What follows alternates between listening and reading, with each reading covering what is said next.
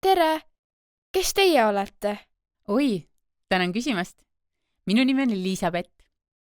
Paljud arvavad, et kuna mul on must kleit ja valged varrukad ja valge krae, olen kas teenijanna või lesk.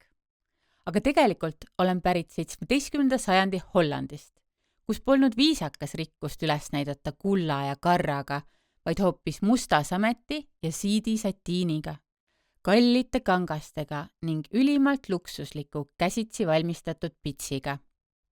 See, kes oskab hoolega vaadata, näeb, et minu varrukapits on sama kallis kui tänapäeval mõni auto. Loe kokku, mitu pärlit on mu käte ümber, kaelas, juustes.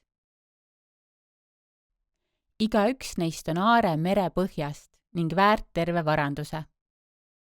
Ka Jaanalinnu sulgedest lehvik on vihje minu rikkusele ja ühiskondlikule positsioonile.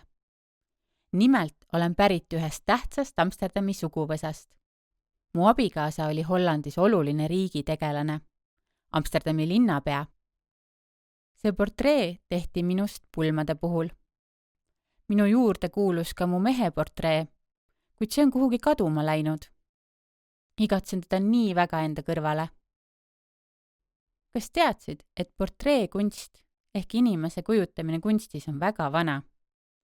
Inimesed on läbi aegade tahtnud jäädvustada enda välimust ja kunstnikele on meeldinud kujutada teisi inimesi. Nii on säilinud portreesid juba Vana-Egiptusest umbes 5000 aastat tagasi.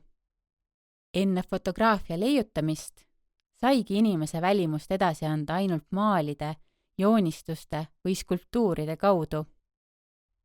Siiski pole portree kunagi olnud lihtsalt inimese välimuse salvestis, vaid seejuures on edasi antud näiteks tema võimu, tähtsust, vooruslikkust, headust, ilu, rikkust, head maitset või tarkust.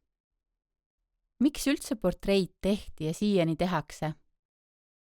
Tavaliselt ikka mälestuseks, lähedaste inimeste, esivanemate või millegi poolest tähtsate inimeste meenutamiseks.